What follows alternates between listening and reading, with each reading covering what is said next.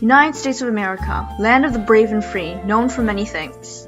The image of America is breathtaking in its natural wealth and diversity, which for many is arguably corn, hamburgers, creepy Uncle Sam, and being a melting pot. This type of pot combines the best and worst things of this country which can benefit a person's success or not. In this video, I'll be focusing on how the US's cultural legacy can lead to a person's success. There are three main ways to obtain it, which is through chance, opportunity, and identity.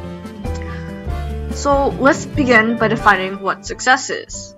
Dictionary.com defines it as the attainment of wealth, position, honors, or the like, while others define it as something similar to success is money. And many others believe that it is more akin to more like achieving something that you want in life. It's not really getting to a high position or anything like that. It's just like getting what you want out of your life. Overall, success in modern times can generally be considered as being able to have a stable and secure employment and shelter. There are various definitions of what success is and how to obtain it. However, for the sake of this project, we'll go with Malcolm Gladwell's definition of success, which is, success is not a random act. It arises out of a predictable and powerful set of circumstances and opportunity. These opportunities can appear before anyone, and it is hardly the work of fate or luck. Like the American dream, opportunities are goals and aspirations to attain and work for. They don't simply land at a person's feet, and the Kardashians aren't good examples for this either. Successful opportunities are usually seen as materialistic gains, such as wealth, property, and a secure job. Many consider these to be successful as it portrays a sense of security and stability in one's life, since they cover the basic modern-day needs. In contrast to those needs would be a homeless person, as they are usually considered to be an unsuccessful person because they lack proper shelter, sometimes clothing, and a stable food source. That is, unless someone aspires to be a homeless person. In that case, it would be a successful opportunity for them. As you can see, successful and unsuccessful opportunities and their meanings are very subjective. The reason why they're subjective is due to different mindsets. Now, there are two types of mindsets, growth and fixed. They're explained in an essay called Mindset by Carol Dweck. Growth mindset is defined as the belief that your basic qualities are things you can cultivate through your efforts and your strategies, while the fixed mindset is based on the belief that you must prove yourself over and over again and have your worth, intelligence, personality, or character be validated through the opinions of others. This difference between mindsets creates a rift and variation of how to attain success in the United States and what it means to be successful in two ways, either by chance or identity. It is why I stated that if one aspires to be a homeless person, then that in itself is a successful opportunity for that individual who sees it as so. While the others might deem the situation to be crazy then consider it as successful, that's just their mindset seeing homelessness as a downside instead of a possible opportunity to utilize. This also shows that opportunities may appear at random before us, however, we ultimately decide how to view opportunities as a negative or positive. Successful opportunities and unsuccessful opportunities are chosen rather than given to us. Although others would see opportunities as a byproduct of chance or luck instead of hard work, I would like to differ. A friend of mine once said that without luck she'll probably be either dead or homeless, while another claims that chance rules 25% of his life, and without it, it would be boring. Both agree that chance or luck has given them a good opportunity in life. However, I would like to make a point that chance has led them to an opportunity, not given them one. Given success and led success may seem similar to each other at first, but they are not. Let's have a look at two people. The first is Kim Kardashian, a previous stylist for Paris Hilton. Kim Kardashian was known for being famous for the sake of being famous, and she became famous from a sex scandal with Ray J in 2007. The latter is Ollie Ronald from the Netflix documentary TV series Last Chance U. He is known as one of the best defense football players during his time in high school and at East Mississippi Community College. Ollie now is fairly successful in life as he attends and plays for SEMO, Southeast Missouri University, a Division I university football team. From a superficial look, you can say that Ollie worked hard to move out of his previous not-so-great conditions to go someplace better, while Kim got her success handed to her. In reality, they both were led to their opportunities. They both had conditions that allow them to have certain traits or labels placed on them, such as having an underdog background.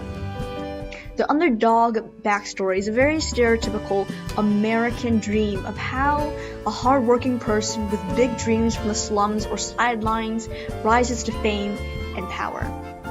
This type of cultural legacy is usually the main basis for successful stories, and it's the little guy label that is needed for most people to obtain successful opportunities. The reason behind this is because if we get someone who represents us, so in a way that's sort of like a way to gain achievement is by having more power and achieving a higher status. We feel their success as if it was our own, even if we do not benefit or gain anything from it. Also, this feeling derives from compassion and empathy, the want and need to help others, especially those who are less endowed and or poor unfortunate souls. This emotion is what creates the idea of luck and opportunities for others. When one has experienced a bad event after another, they tend to search the meaning for the bad event or something to redeem the situation, and whenever it does, that is what they call being lucky and having that lucky opportunity. Let's take Ollie Ronald's origin story as an example. After the death of his parents, his aunt decided to take him in, and he lived with her and her kids till college. His aunt didn't have to take him in. She could have sent him to another relative or to an orphanage, but out of the love and compassion she has for Ollie and has for her dead sister, Ollie's aunt took him in when she possibly couldn't do so. This is what many call as being lucky.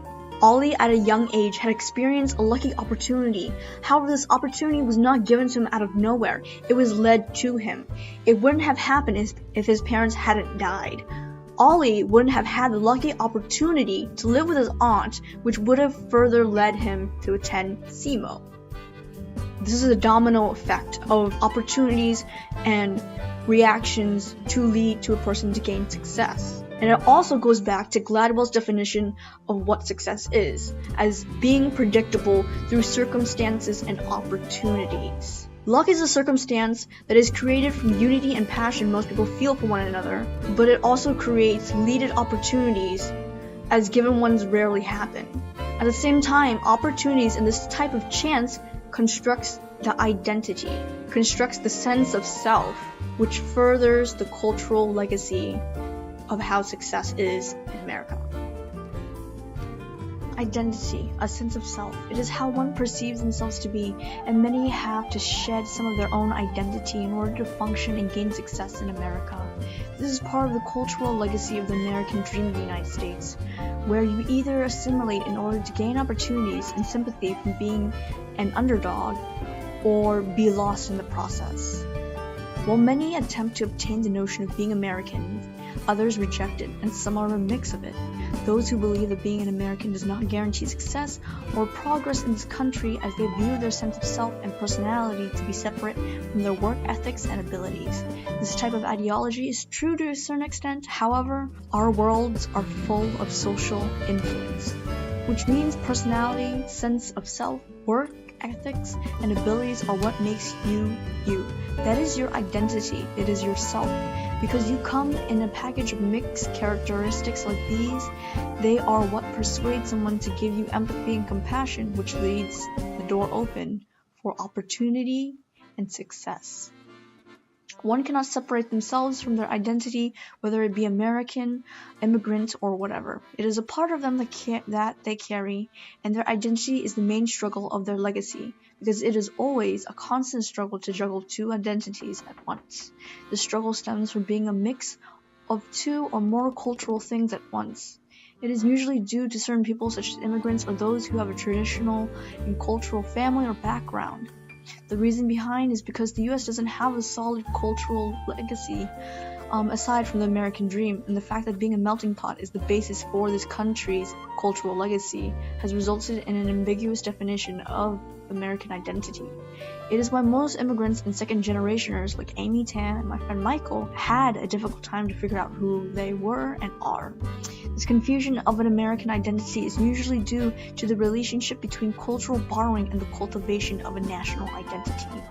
The melting pot accepts everyone but doesn't have a definite meaning of being an American, which leads to stereotypes and judgment that hinder the success of immigrants or second-generationers and people in general.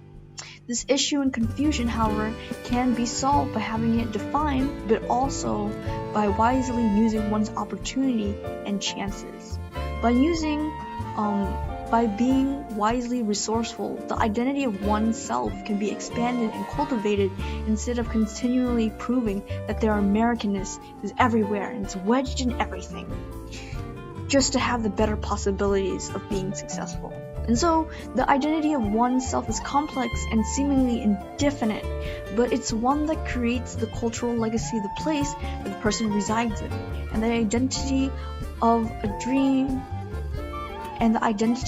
one can be a dream for many, helping them and building them for others, but it's also a nightmare where they have to break and hide certain things in order to obtain the success they dream for. Culture is a physical yet intangible thing that people live by, and it's what defines us, nurtures us, and kills us. Culture itself is a double-edged sword many are willing to use to attain success. The American success, however, is arguably an ask to work for, and one might not even be able to achieve it, yet many still strive for it.